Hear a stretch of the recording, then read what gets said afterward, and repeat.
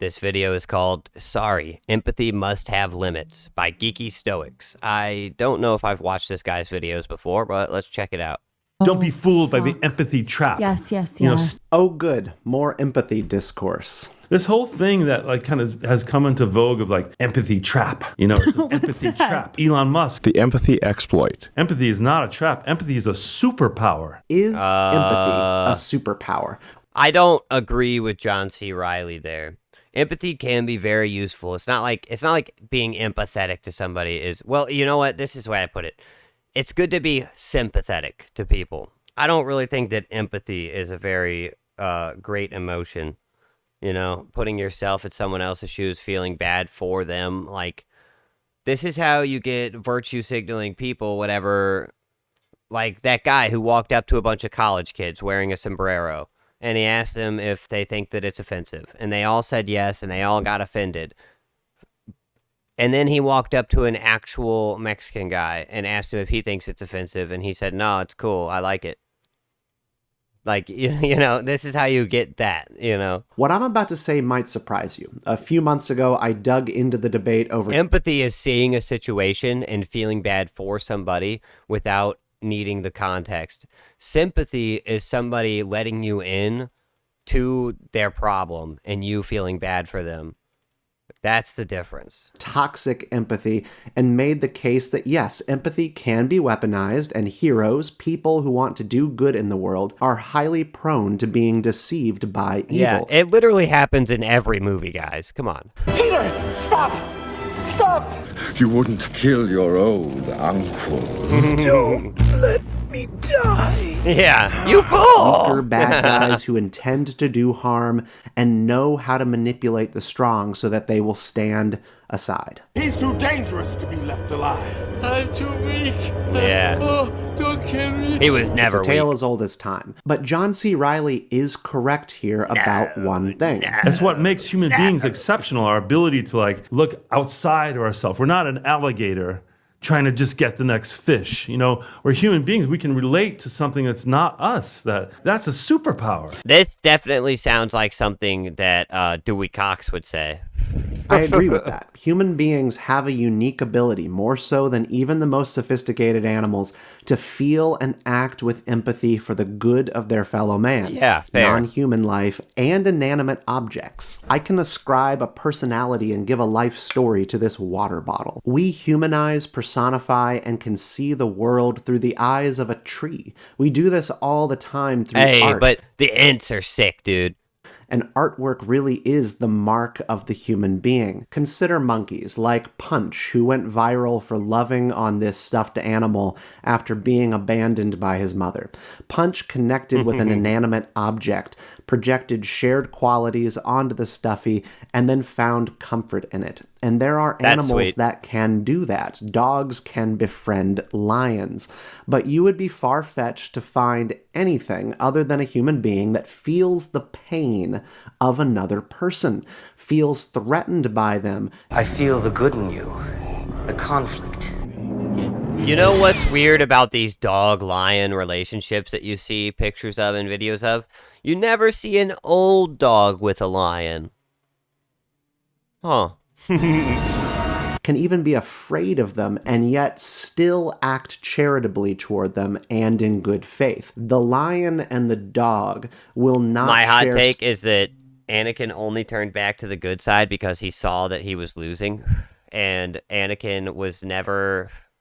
if he would have been in the winning seat, he would have never switched sides. It's only once he got his hand cut off and he literally lost the fight to Luke that he was like, oh, wait, maybe I'm in the wrong because, the dark side doesn't have all this power because I just lost to the light side. Space in discomfort. Punch the monkey is not going to love that stuffy if the stuffy bites him. You and I can do that. We understand a shared nature and recognize failure, sin, evildoing as something that we could also fall into. Genuine empathy is a superpower that we have. I did a whole chapter on this in my first book, which is still available wherever books are sold. You can't have a thriving democratic society without some mediating layer of the human spirit that recognizes shared humanity and which makes allowances for difference and occasionally says, you should try to see this issue through the eyes of another person. That's what empathy is, to see through another's eyes, to identify with an experience or a pain, to walk in their shoes. Yeah. It's distinct from sympathy and compassion. The problem, though, is that empathy, unregulated and used in the world of public policy and politics, inevitably leads to choosing one group over another when it comes to how your empathy will be distributed. Well, and on top of that, if you make decisions based on how you feel about them rather than what the actual facts are of the situation, then you're immediately coming from a losing standpoint. You've got to look at things logically. This is a big flaw with a lot of shit right now, is that for years and years we made policy based on how people felt rather than just how things are. Who thinks they can distribute it to everybody all the time is wrong or lying. You can see the world through the eyes of a pregnant 14-year-old girl. You can see the world through the eyes of the young father whose life is about to get very complicated as a result of the pregnancy, but you cannot really see the world through the eyes of the unborn child. That's actually beyond what empathy can do. That requires reason and moral foundation. Oh my God. So just a little bit of news that happened here. There's something horrible that happened in America. They legalized abortion up until birth. Dog. Now, I know everybody knows at least one person who was born early, who was born prematurely, and was an actual fucking baby at that point. Like, I don't care what you say about abortion. I don't care. But abortion up until birth, that's nasty. That's evil. That's fucked up. It's a different part of the mind entirely. In the anime Frieren, we've talked on this channel about a demon who eats a human child, and the choice made by the protagonist, Himmel the hero, to spare that demon in hopes that it can be rehabilitated. No, what? What we didn't mention in that first video was in that same scene, a man steps forward to adopt the demon and comfort the demon who killed a young child in the village. And he does so while walking right past the parents of the victim. Oh my without saying a word to them. He dude. And where is the sympathy for those parents, dude? Where's the empathy for them, you know? Because they lost their kid, and now the chief of the village is like, here, let me raise you to be mine. That's crazy. The killer over the victims of a murder. Yeah. And the truth is, this is what often happens because human beings are not perfect, and we are not capable of unlimited empathy and focus. We can only see so much at a time. It's like with luck, right? If I'm walking down the street and I find a $20 bill, that means I'm lucky, right? But that also means that somebody else was walking down the street and lost a $20 bill and they were unlucky. Empathy is the same way. You can only really give it one direction because everything that happens has two sides to it. You can only give it one direction. Desire to overcoming our circles of concern, family, community, country, and to try to care for the whole of mankind. But it always happens that someone will be neglected, overlooked, and harmed the larger your circles of concern get. Yeah. And the harm will most likely be closest to you. So I've conceded a point. I think empathy because you see the people closest towards you as the most benefited from your life because they're close to you. You're living a good life at that point if you're doing things based on empathy and sympathy and all that instead of just like how things are.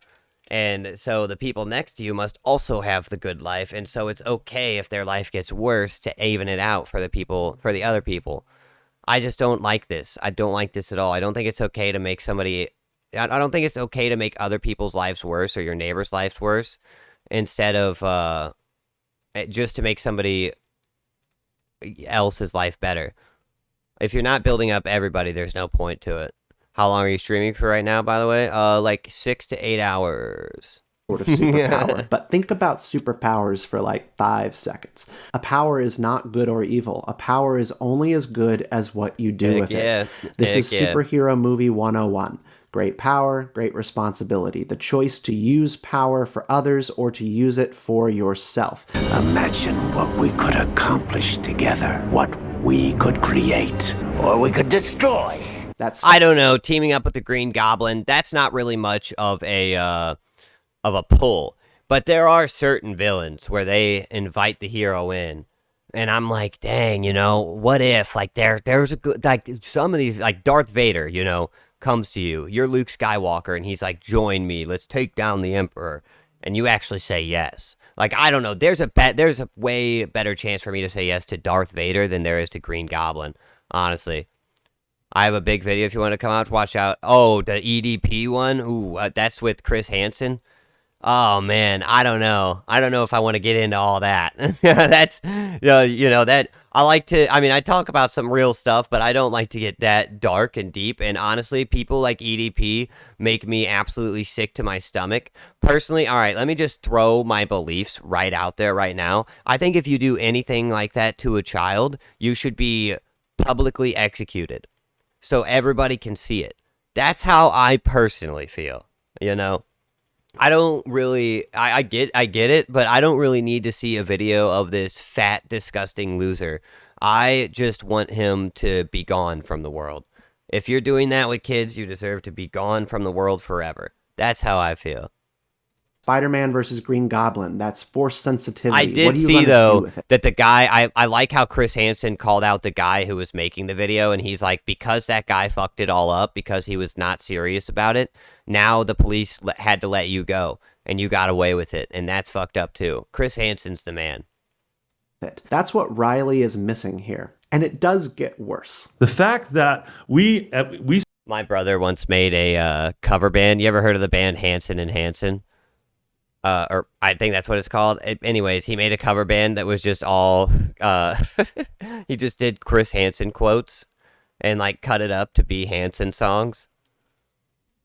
It was like there was like 3 Hansen kids. That was their last name. I don't know. Now I've said it too much. The word means nothing now. The last name means nothing. But yeah, I don't know why he did that, but we stay at the red light and don't just zoom out because we want to get through the light faster, because what will happen? Well, we might smash into someone. Well, you don't know that person. Yeah, but I still don't want to smash into them. No, that is not why you stop at traffic lights. Yeah. That is called rational prudence. Yes. You don't want to die, be sued, or taken to court for violating the law. You develop lawful behavior. And you also don't want to hurt anybody too. I mean, let's be real about that, but that's still prudence. That's not empathy or sympathy to not want to kill somebody. That's just like basic morality. It's a habit, but also because if you act poorly, you can lose your privilege of driving legally. You've internalized a rule, and there is a penalty attached if you don't obey. Yes, and penalties are completely necessary for a society to function correctly. Personally, I think that a lot of our penalties are too short, and a lot of them are too long. In Texas, for example, you can go to jail for 20 years for having like 5 grams of weed on you, whereas where I'm at, it's completely legal to smoke. And in Texas at the same time, if you're out there being an EDP fuckface, then you only get 5 years maximum or whatever. So it's like, the laws need a serious reworking. Whoever came up with this shit was a dumb idiot. Some sense of social responsibility involved, but there's another word for that. The penalties don't match the crimes. Empathy. Duty, a sense that you owe it to others to follow an agreement that we all made at the DMV to get our license. That's not empathy. That is honor. My honor. Your honor. You're getting my honor. It is a real problem how much empathy is being used to describe every other virtue and moral framework. But don't worry, it gets weirder. Those are the building blocks of civilization. I'm not going to lie, and sorry to judge a book by its cover, but I totally expected this geeky nerd with these big glasses to be like on the side of empathy.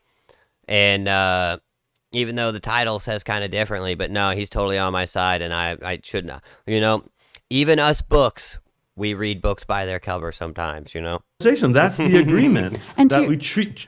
To be fair, though, you know, why would you make the cover look that way? Like, if you want me to read your book, make it a cover I would want to read, you know? I see a book and it has a bad cover, I'm not going to read it, dude. Sorry.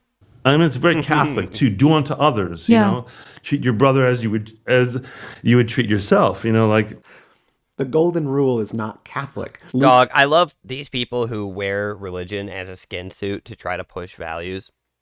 And they'll pick and choose little values from the Bible or from Buddhism, whatever you want to say. They'll pick and choose values, and then they won't follow the rest. Dog, I'm sorry, but the Bible does not only say be good to people. It also says the Bible says to kill invaders, all right? It says to straight up kill anybody who's invading your borders.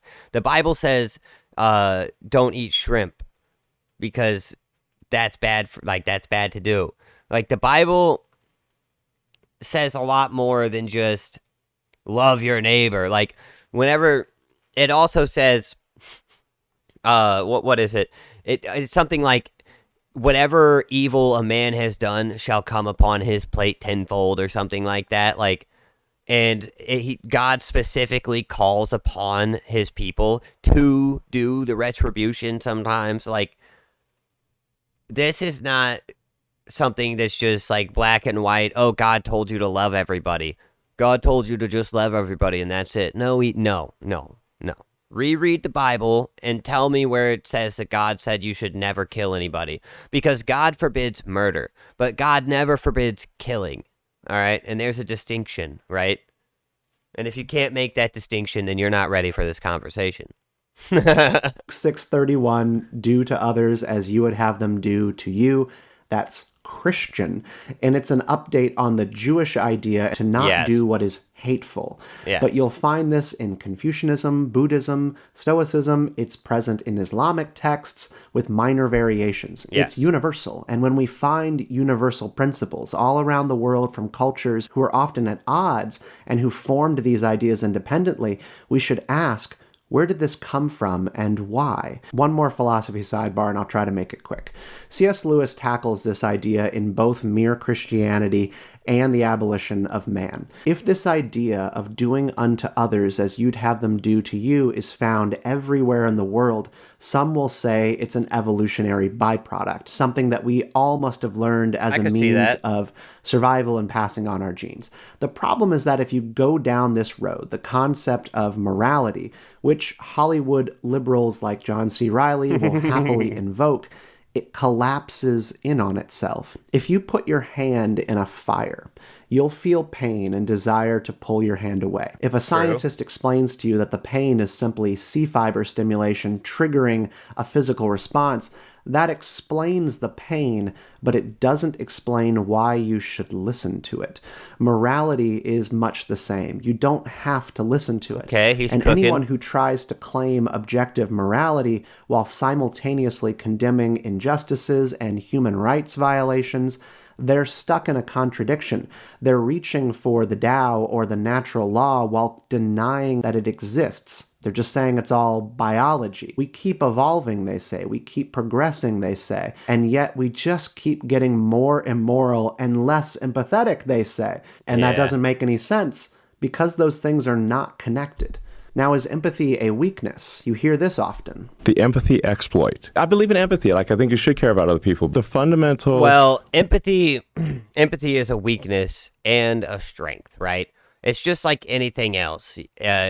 You can't use it to brute force your way. You can't brute force your way through life. You can't empathy your way through life.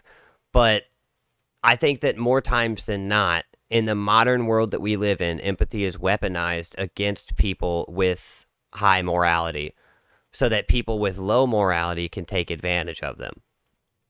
That's realistically what I think.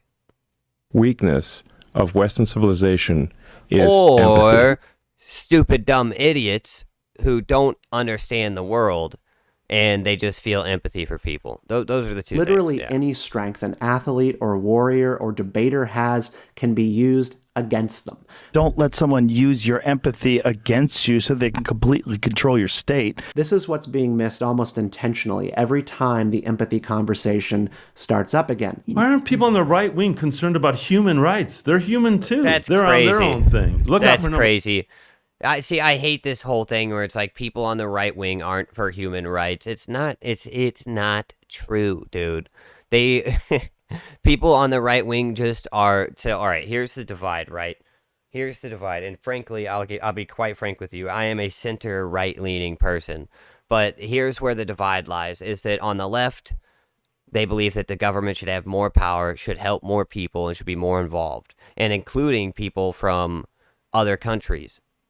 On the right, they believe that people and communities should be more in charge. And the government... Now, this is the actual right that I'm talking about, not the governmental right, because the politicians are all fucking fake, right? All the politicians are the same guys. That's how I feel, realistically. But on the actual right, the people you meet in the world who believe these things, believe in smaller government, they believe in communities holding each other together. You know, if you can't pay your bill, you can't get some food, go to a church and get some money, get some help there. That's what they believe, you know. So this is where the divide happens between belief systems. But I don't know. I don't think that there is a lack of human empathy. I think it just people on the right want to be more localized. They want to take care of Americans, and that's it. Whereas people on the fake right or the left or the whatever, because I don't think that any of the politicians are left or right. I think they're all two wings of the same bird, flying in the same direction. But the actual civilian left, I should say, they believe in more help and that the government should be helping more people. And I can understand their point of view, and I'm not demonizing it, but I don't agree with it. Personally, I believe that we can't even take care of Americans. What are we doing in the rest of the world right now? That's personally where I'm at, you know. Take care of America. That's like what the government is supposed to be here for. That's literally their job, is to take care of us. And if they can't, like, to make sure that we're not fucked up and that everything's like at least going okay. And they're not doing that.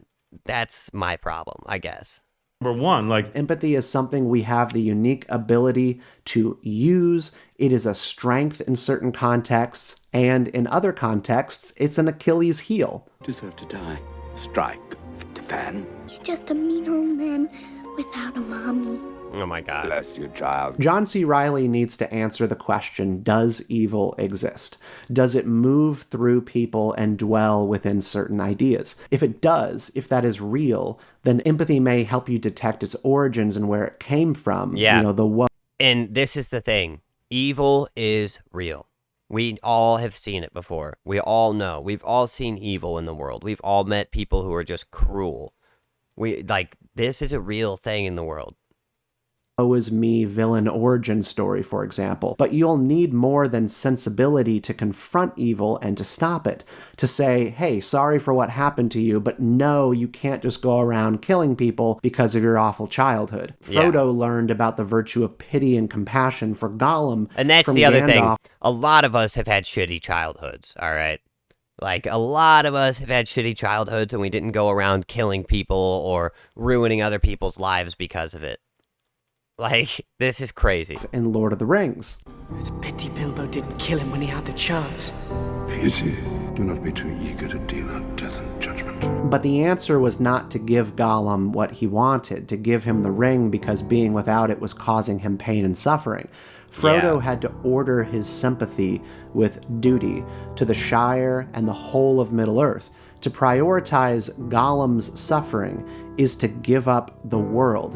And that is where empathy as an idea, as an attitude, will often lead you to prioritize and identify with someone's suffering rather than to actually want to bring it to a conclusion. I hope this helps you in thinking through the empathy question. It's a really tough one, and this topic seems to only be picking up more steam. It seems important to people. And if you want to go deeper on that with us, empathy and its limits, we have a book coming out which tackles it. Go to greatescapebook.com and join the waiting list. That was good. I really, really liked this video. He not only tackled it from a realistic point of view, but he didn't attack anybody, which is actually really nice to see in this modern day of discourse. You know, he didn't go and attack John C. Riley or attack liberals or attack right-wing people or anybody. He just simply stated the facts and explained how empathy can be both a good and a bad thing, and it's basically a tool that is to be used in moderation, but in very moderation. Like, you know, empathy has to have its limits, but that doesn't mean that it's necessarily horrible. It can just be weaponized, and you have to be aware of that.